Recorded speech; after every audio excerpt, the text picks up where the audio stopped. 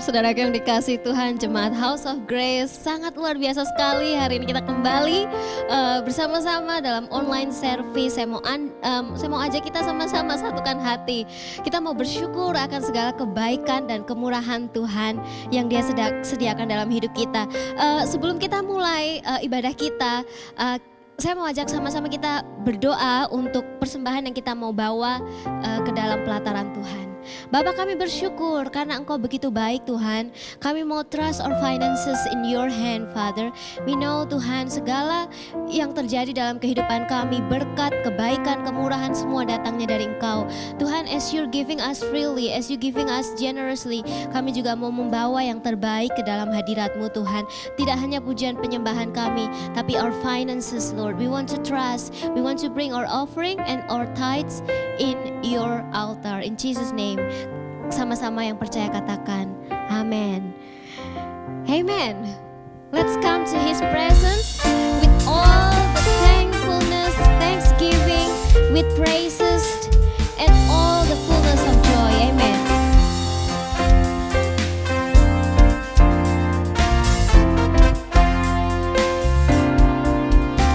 Let us come to His gates with thanksgiving in our hearts and His court with a shout of praise. To His temple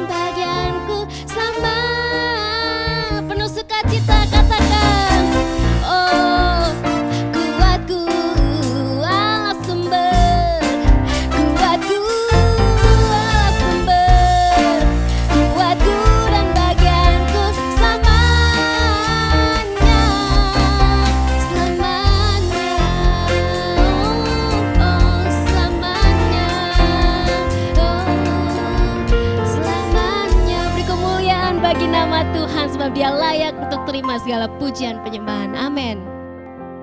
Tiba saatnya kita mempersiapkan hati kita untuk kita merenungkan firman Tuhan. Kami mau mengingat Tuhan, segala perkataan-Mu. Pemazmur mengatakan, berbahagialah mereka yang suka merenungkan firman Tuhan siang dan malam, karena hidup mereka akan dibuat berhasil, mereka akan berbuah, menghasilkan buah yang menyenangkan hati Tuhan dan menyenangkan orang-orang di sekeliling kami. Buka mata kami Tuhan untuk melihat wajah-Mu. Bila ku buka mataku dan lihat wajah-Mu, ku terkagum. Bila ku lihat hidupku dan karya tangan-Mu, ku tersayang.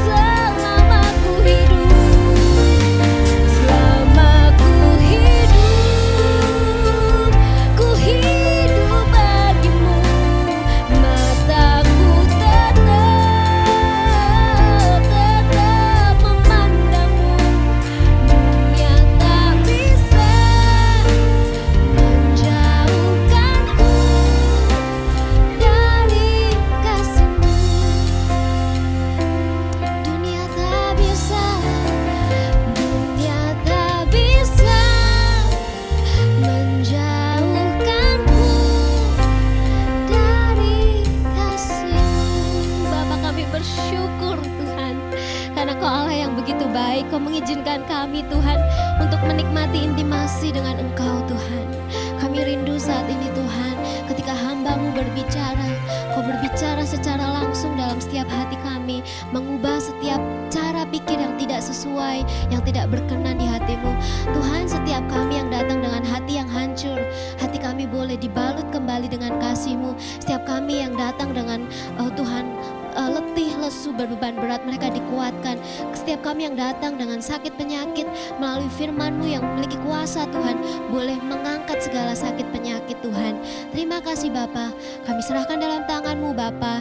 Dalam nama Tuhan Yesus kami siap mendengarkan firman Tuhan. Semua yang percaya katakan amin. Amin. Shalom saudara-saudara yang dikasihi Tuhan.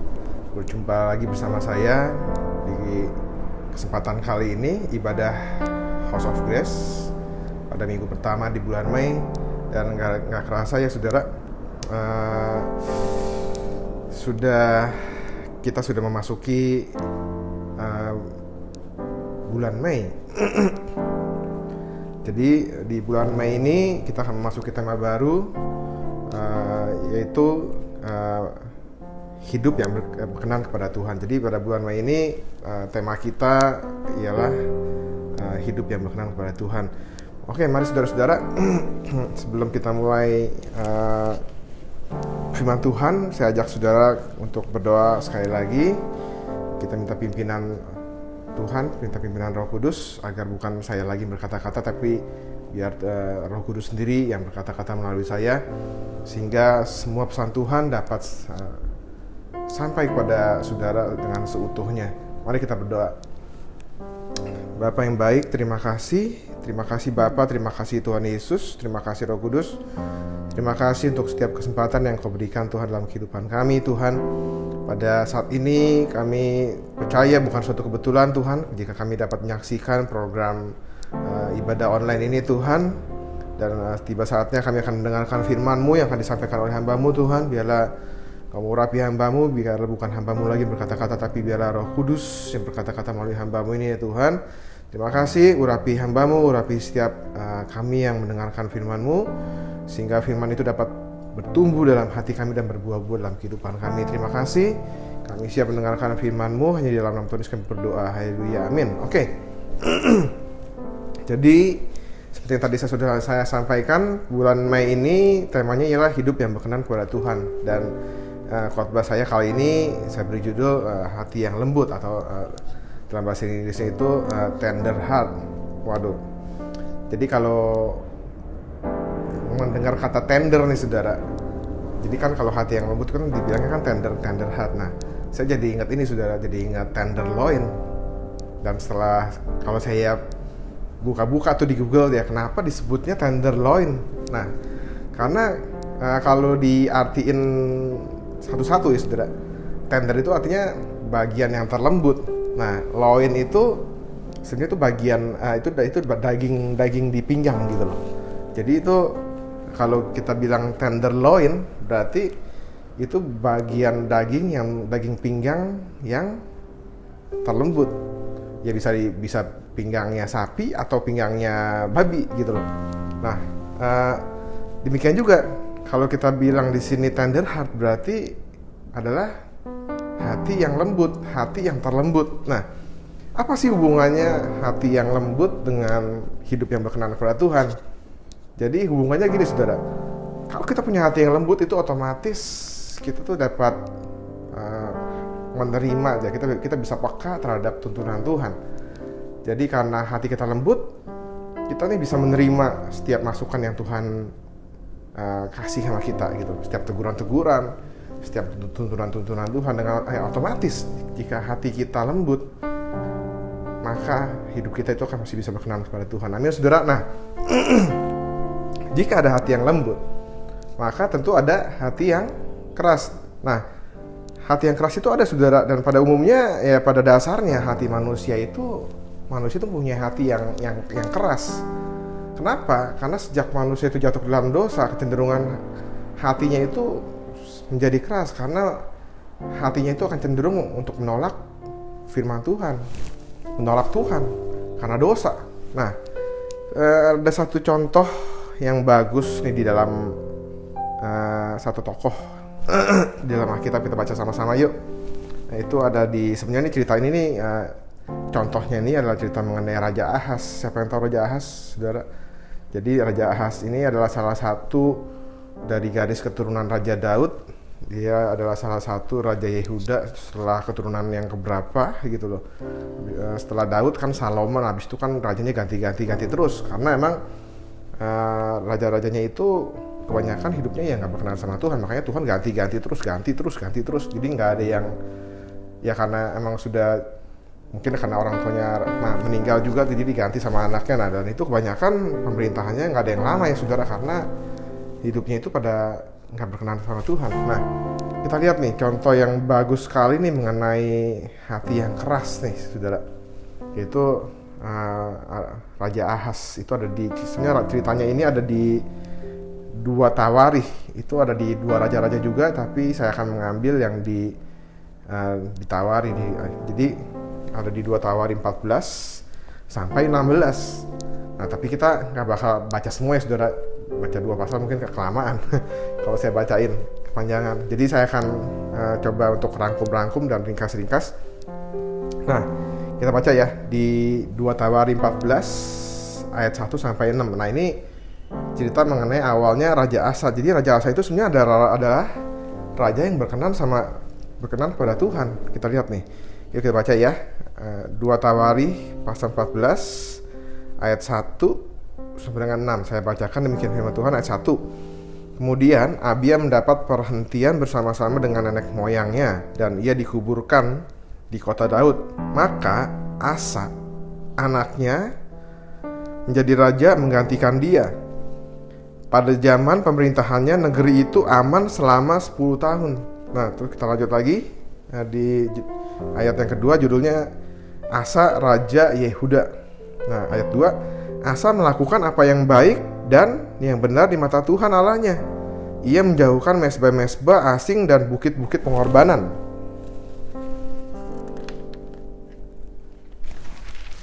Memecahkan tugu-tugu berhala dan menghancurkan tiang-tiang berhala.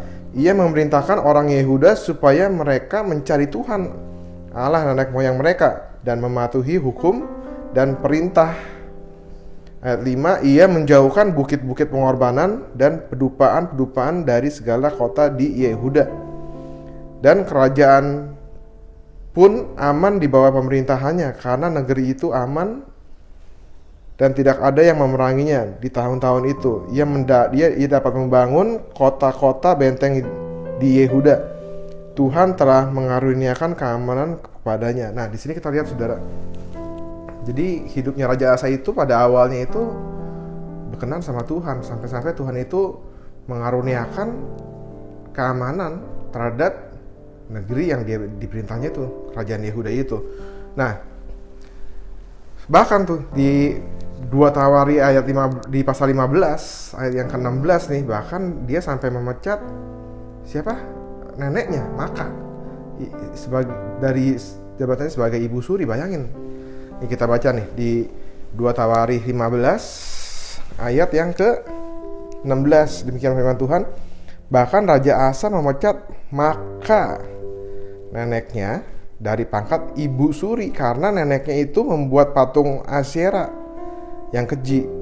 Asa merobohkan patung yang keji itu, menumbuknya sampai halus dan membakarnya di lembah Kidron. Bayangin saudara. Jadi ini Raja Asa ini diceritakan di Alkitab kehidupannya ini benar-benar berkenan sama Tuhan, karena dia benar-benar hidup sesuai dengan apa yang diperintahkan Tuhan. Nah, sampai suatu saat jadi gini, karena dia berkenan sama Tuhan, waktu dia berperang melawan orang-orang Ethiopia, di situ dia dicitrakan di ayat selanjutnya di pasal 14 dan di pasal 14 tadi ya, kalau kita baca terus, itu Tuhan tuh memberikan kemenangan kepada Raja Asa karena Tuhan menyertai dia, dan karena Raja Asa itu mengandalkan Tuhan. Nah, sampai suatu saat itu ada di pasal 16, waktu itu dia akan berperang melawan Raja Israel tuh, namanya Raja Besa ya, Raja Besa. Jadi waktu itu dia akan menghadapi Raja Israel. Nah, waktu itu dia berpikir, dia menggunakan pikirannya sendiri. Jadi waktu itu dia menggalang kerjasama dengan orang Edom, dengan Bani Edom nih kalau kita baca ya. Jadi dia memberikan emasnya dan peraknya kepada Raja Edom untuk istilahnya nyogok lah. Jadi dia tuh nggak mengandalkan Tuhan lagi. Nah, kalau kita baca di ayat 16, di 2 Tawarin 16 ayat yang 10, jadi di ayat sebelumnya tuh ada seorang nabi Tuhan yang menegur dia. Kita akan baca di ayat yang 10 ya. Nah, tapi di sini saat ditegur, Asa itu hatinya berubah. Dia menjadi keras hatinya menjadi marah, hatinya menjadi pahit. Kita baca di 2 Tawarikh 16 ayat ke-10 ya, saya bacakan. Ayat 10, maka sakit hatilah Asa karena perkataan pelihat itu ya. Pelihat itu maksudnya nabi Tuhan itu.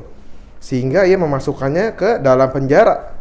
Sebab memang ia sangat marah terhadap dia karena perkara itu.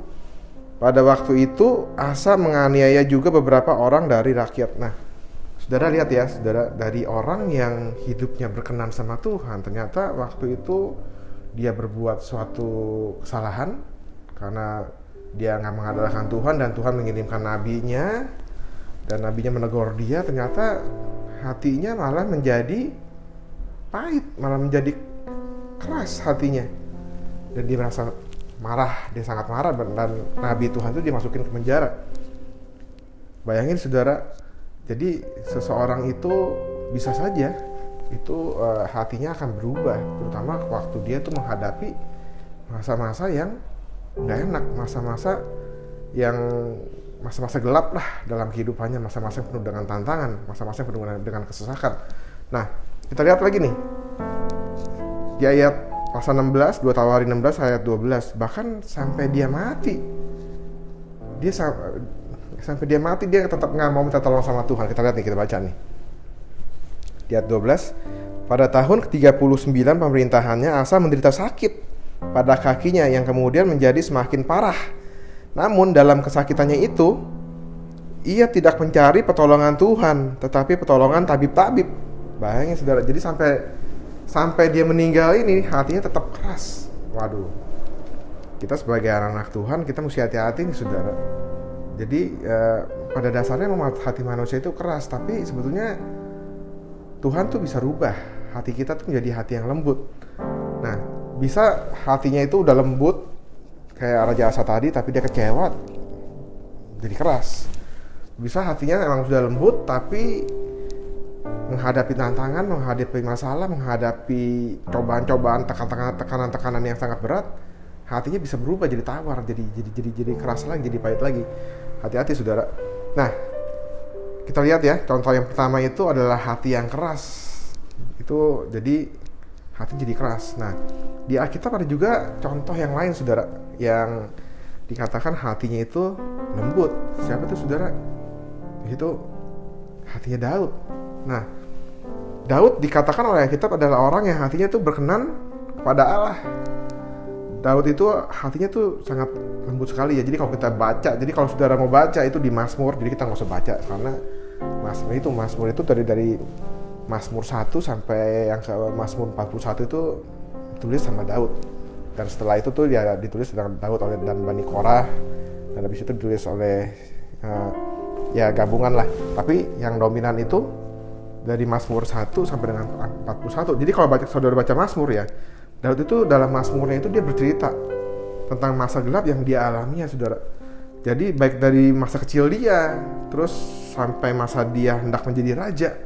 Nah, dari setiap pasal atau perikop di Mazmur, itu Daud awalnya tuh menulis tuh seperti kayak menggerutu ya, waktu dia menghadapi masa-masa gelap nih saudara. Namun pada akhirnya tuh diakhiri dengan tulisan-tulisan yang penuh dengan rasa bersyukur gitu kalau saudara baca.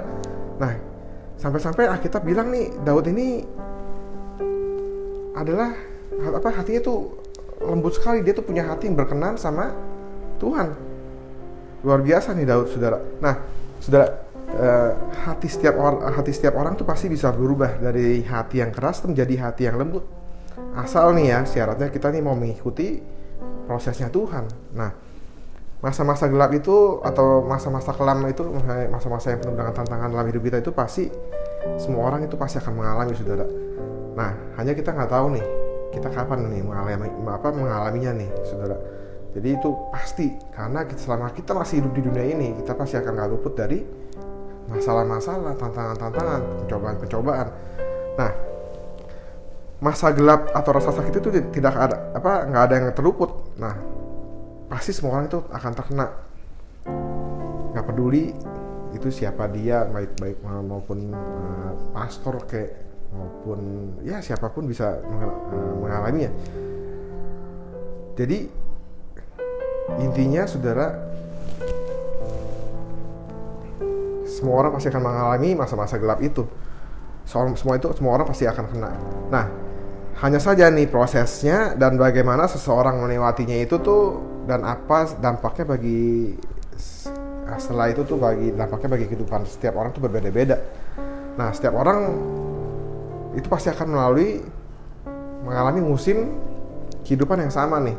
Dan kabar baiknya, musim yang baik itu selalu akan datang lagi. Jadi kalau saudara lagi menghadapi masa-masa yang gelap, jangan khawatir, karena nggak selamanya saudara akan mengalami masa-masa yang gelap. Kayak musim-musim kehidupan yang baik itu pasti akan datang kembali. Amin.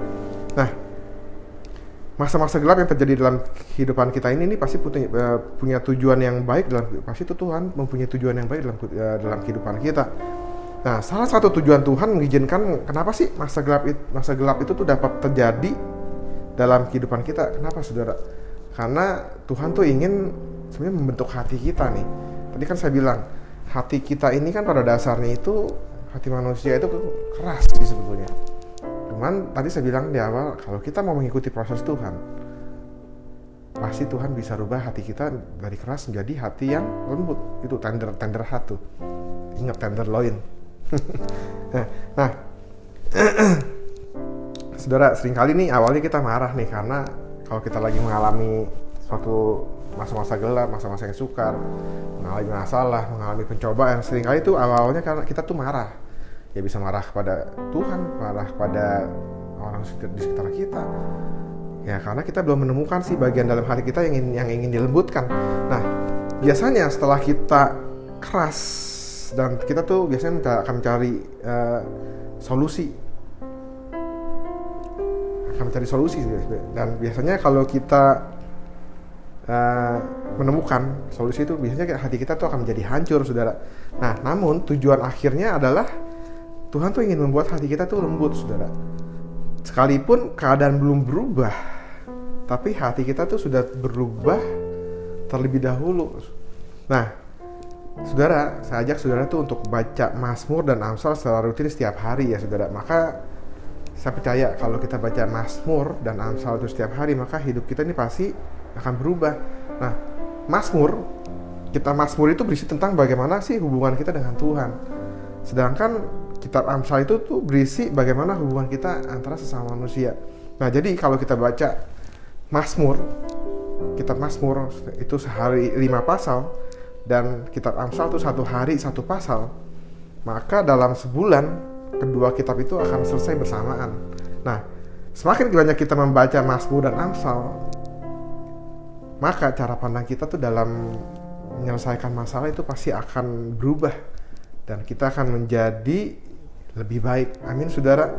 Nah, salah satu tokoh yang lain di dalam Alkitab yang hatinya lembut itu adalah Ayub. Ayub itu hatinya tuh dibuat Tuhan menjadi lembut karena masalah yang dialaminya. Nah, Ayub banyak kehilangan dalam kehidupannya, saudara. Mengalami sakit, kehilangan anak, kehilangan kekayaannya. Nah, pada awalnya Ayub tetap saleh dan gak mengutuk itu kan, benar kan? Kalau kita baca nanti, saudara baca kitab Ayub tuh, awal-awalnya Ayub tetap saleh, tetap kuat, dia masih kuat nih hatinya nih.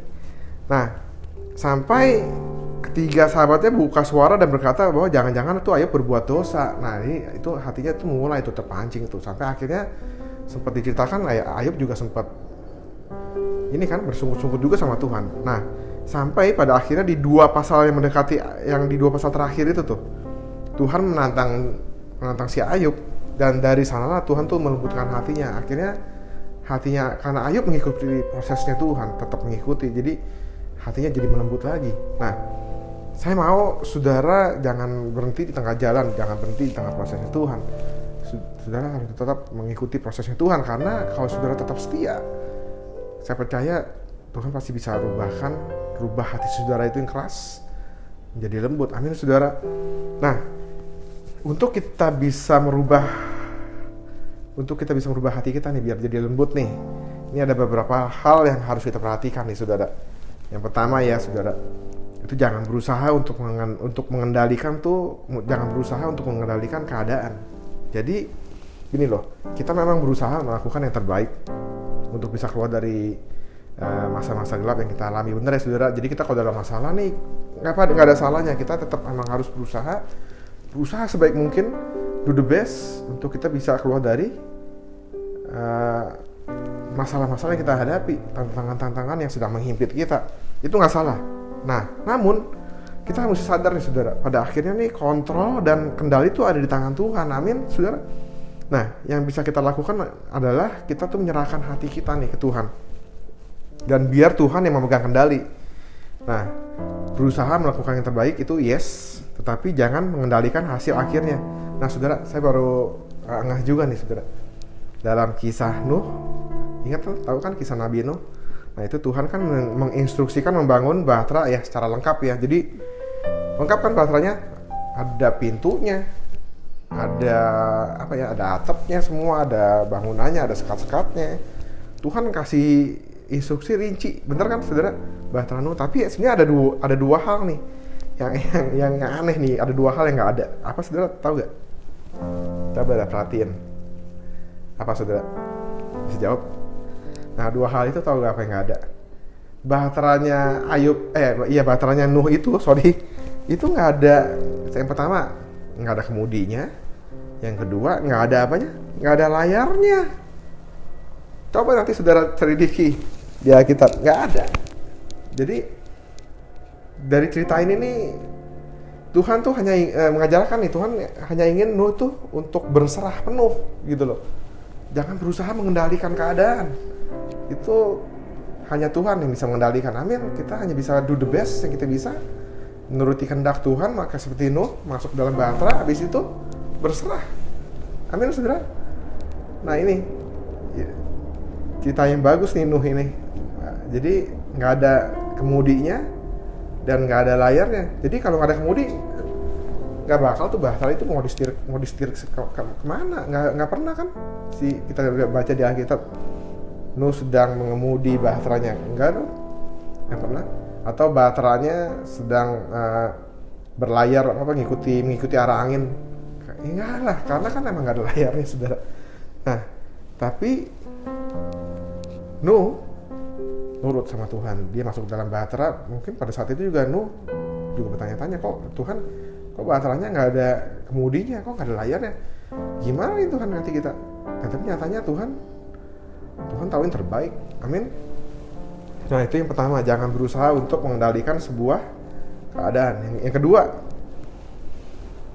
jangan terlalu bingung dengan jawabannya, karena segala hal di dunia ini hadir nggak selalu disertai dengan jawaban. Jadi jangan terlalu bingung, jangan terlalu maksain sih mencari jawaban. Apa sih nih jawabannya sih untuk masalah ini? Nah, kebanyakan nih saudara ya, masalah ini nggak diselesaikan dengan menemukan jawabannya, namun diselesaikan saat kita menemukan hadirat Tuhan. Nah, di tengah masa gelap yang penuh dengan tantangan itu, jadi kebanyakan ya masalah itu nggak harus dijawab gitu, nggak harus jauh jawabannya, tapi akan selesai jika kita itu menemukan hadirat Tuhan. Amin saudara. Kita baca yuk nih, kita baca di Habakuk 1 ayat 2 sampai dengan 3. Saya baca ini saudara. Nih Habakuk, di kitab Habakuk, demikian firman Tuhan, Habakuk 1 ayat 2 sampai dengan 3. Berapa lama lagi Tuhan, aku berteriak tetapi tidak kau dengar, aku berseru padamu penindasan tetapi tidak kau tolong. Mengapa engkau memperlihatkan kepada aku kejahatan sehingga aku memandang kelaliman? Ya, aniaya dan kekerasan ada di depan mataku, perbantahan dan pertikaian terjadi. Jadi di sini sih Habakuk nih bertanya nih sama Tuhan nih. Nah, tapi kita lihat lagi nih di Habakuk pasal 3 ayat 17 sampai dengan 19, saya bacakan. Akhirnya dia ngomong begini nih saudara, Habakuk. Sekalipun pohon ara tidak berbunga, pohon anggur tidak berbuah, hasil pohon zaitun mengecewakan, sekalipun ladang-ladang tidak menghasilkan bahan makanan, kambing domba terhalau dari kurungan, dan tidak ada lembu sapi dalam kandang, namun aku akan bersorak-sorak di hadapan Tuhan, beria-ria di dalam Allah yang menyelamatkan aku. Allah Tuhanku itu kekuatanku, yang membuat kakiku seperti kaki rusa, yang membiarkan aku berjejak di bukit-bukitku. Nah, sudah lihat deh, pada akhirnya Habakuk tuh nggak menemukan jawaban atas pertanyaan yang di pasal pertama tadi, saudara. Namun dia tuh berdamai dengan masalahnya. Nah, Habakuk berdamai dengan hidupnya dan hatinya. Saudara, kita lihat ya. Jadi penting sekali kita nih harus mempunyai hati yang lembut, saudara. Jadi gimana tadi saya bilang, jadi untuk mempunyai hati yang lembut, Tuhan tuh bisa rubah hati kita itu dari hati yang keras menjadi hati kita menjadi hati yang lembut. Asal tadi ya dua hal tadi tuh, saudara. Yang pertama, ingat ya, jangan berusaha untuk mengendalikan keadaan, berserah sama Tuhan, tapi kita do the best apa yang kita bisa. Yang kedua, jangan terlalu bingung, jangan cari-cari jawabannya terus. Kadang-kadang permasalahan kita itu nggak perlu dijawab, nggak perlu jawaban. Kalau kita ketemu dengan hadirat Tuhan, maka masalah kita akan beres. Amin, saudara. Nah, penting kita tuh untuk mempunyai hati yang lembut, karena dengan hati yang lembut maka kita akan dapat mengerti apa sih maksud dan tujuan Tuhan dalam setiap hal yang diizinkannya itu terjadi dalam kehidupan kita. Kalau kita punya hati yang lembut, maka kita akan punya kepekaan terhadap suara Tuhan, kepekaan terhadap teguran Tuhan, kepekaan terhadap tuntunan Tuhan, kepekaan terhadap apa yang Tuhan mau lakukan dalam kehidupan kita. Kalau hati kita nggak lembut, itu kita nggak bisa tuh terima itu, saudara. Pasti itu akan mental lagi, karena hati kita keras. Waktu hati kita menjadi keras, waktu hati kita menjadi pahit, waktu hati kita menjadi marah, maka semua tuh yang Tuhan coba, Roh Kudus coba katakan, itu pasti akan mental semua, karena hati kita menjadi keras. Nah, penting saudara, sekali lagi, hati kita harus punya hati yang lembut, maka kita akan dapat hidup berkenan pada Tuhan. Amin, saudara. Karena dengan hati yang lembut, kita tuh tadi saya bilang tadi, kita akan menjadi peka dan bisa menerima setiap teguran dan tuntunan dari Tuhan. Amin, saudara. Jadi firman Tuhan selesai di sini. Jadi ingat ya, saudara, tadi yang saya bilang hati yang lembut, tender heart. Ingat aja tuh, tenderloin, daging pinggang yang terempuk. Nah, seperti itulah saudara harus mempunyai hati. Hati saudara tuh harus lembut. Amin, saudara. Saya akan selesai, dan mari saya ajak saudara untuk berdoa untuk mengakhiri firman Tuhan. Mari kita berdoa. Bapa, terima kasih untuk pimpinanmu. Terima kasih Tuhan Yesus. Terima kasih Roh Kudus. Terima kasih Kau telah pimpin Tuhan hamba-Mu Tuhan untuk menyampaikan pesan-Mu Tuhan, di mana Tuhan kami sebagai anak-anak-Mu Tuhan harus mempunyai hati yang bisa mempunyai hati yang lembut Tuhan Yesus, agar kami Tuhan dapat peka Tuhan dalam mendengar suara-Mu Tuhan, dalam mendengar tuntunan-Mu Tuhan, dalam mendengar teguran-Mu Tuhan. Terima kasih Tuhan, kami berdoa Tuhan untuk setiap anak-anak-Mu Tuhan dimanapun mereka berada Tuhan, yang menyaksikan program ini Tuhan. Biarlah Kau mau jamah hatinya Tuhan. Biarlah Tuhan Kau mau jadikan Tuhan hati mereka itu adalah hati yang lembut Tuhan Yesus. Biarlah Tuhan sekali lagi Tuhan ajar kepada kami Tuhan untuk tetap berserah kepada-Mu ya Tuhan. Kami percayakan seluruh hidup kami ke dalam tangan-Mu Tuhan, karena kami tahu Tuhan Kau pasti akan berikan terbaik buat kami. Dan juga Tuhan kami berdoa Tuhan, biarlah Tuhan kami selalu tetap Tuhan dapat selalu setia, rindu untuk mencari hadirat-Mu Tuhan, karena kami tahu Tuhan di dalam hadirat-Mu Tuhan itu ada jawaban Tuhan. Terima kasih Tuhan. Terima kasih firman-Mu akan selesai Tuhan pada sore hari ini, dan hamba-Mu juga berdoa Tuhan untuk setiap anak-anak-Mu Tuhan, jemaat-Mu Tuhan dimanapun mereka berada. Biarlah Kau berkati Tuhan apa yang menjadi pergumulan, apa yang menjadi permasalahan hidup Tuhan, apa yang menjadi tantangan yang mereka hadapi Tuhan. Biarlah Kau sertai mereka Tuhan. Dalam nama Tuhan Yesus, Kau berikan jalan keluar Tuhan. Kau bukakan pintu-pintu yang tertutup Tuhan. Terima kasih. Kami percaya Tuhan, kuasa-Mu dulu, sekarang sampai selamanya nggak berubah Tuhan. Terima kasih, ajar kami untuk selalu dapat terus mengandalkan Kau. Terima kasih. Kami percaya Tuhan janji-Mu ya dan amin. Terima kasih Tuhan Yesus. Hanya di dalam nama Tuhan Yesus kami berdoa, mengucap syukur kepadamu. Haleluya, amin. Oke, jadi sekarang adalah minggu pertama. Kita akan di minggu pertama biasanya kita akan mengadakan sakramen perjamuan kudus. Dan saya juga mengingatkan sebelum kita menerima sakramen perjamuan kudus, nanti akan saya ajak saudara untuk berdoa, untuk mempersiapkan agar hati saudara, agar tubuh, jiwa, dan roh saudara itu layak untuk menerima perjamuan ini. Mari kita siapkan roti dan anggur saudara.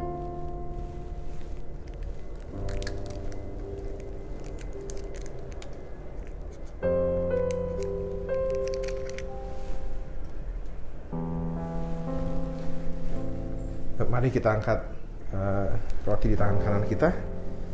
Bapa, kami mengucap syukur Tuhan untuk tubuh-Mu dan darah-Mu Tuhan yang tercurah di atas kayu salib Tuhan Yesus 2000 tahun yang lalu. Kami tahu Tuhan, tubuh-Mu ini dan darah-Mu ini Tuhan ada berharga sangat mahal Tuhan dan tidak ternilai Tuhan. Oleh karena itu Tuhan, kami gak mau Tuhan untuk menyia-nyiakan Tuhan tubuh-Mu dan darah-Mu Tuhan. Kami gak mau Tuhan untuk menyia-nyiakan pengorbanan-Mu di atas kayu salib Tuhan 2000 tahun yang lalu Tuhan. Oleh karena itu Tuhan, kami berdoa Tuhan saat ini Tuhan, Kamu ampuni kami Tuhan, Kamu kuduskan kami Tuhan, Kamu layakkan kami Tuhan, sucikan kuduskan kami Tuhan, tubuh jiwa roh kami Tuhan, agar kami dapat layak Tuhan untuk menerima sakramen perjamuan kudus-Mu ini Tuhan. Ampuni kami Tuhan jika kami masih mempunyai dosa-dosa Tuhan, baik yang kami sengaja Tuhan maupun yang kami tidak sengaja Tuhan, maupun yang kami sadari maupun yang kami tidak sadari Tuhan. Ampuni kami Tuhan. Terima kasih. Kami percaya Tuhan, Kau sudah kuduskan kami Tuhan. Terima kasih, kami siap untuk menerima sakramen perjamuan kudus ini Tuhan. Terima kasih. Mari kita angkat tangan kanan kita dengan memegang roti ke atas.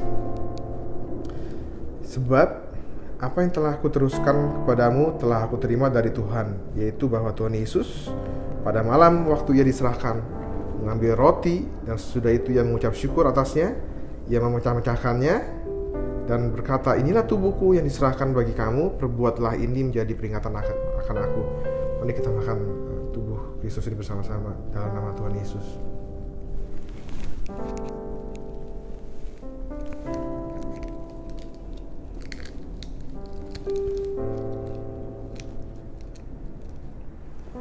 Mari kita angkat anggur di tangan kanan kita. Demikian juga yang mengambil cawan sesudah makan, lalu Ia berkata, cawan ini adalah perjanjian baru yang dimeteraikan oleh darahku. Perbuatlah ini setiap kali kamu minumnya menjadi peringatan akan aku. Mari kita minum dari Yesus ini bersama-sama dalam nama Tuhan Yesus.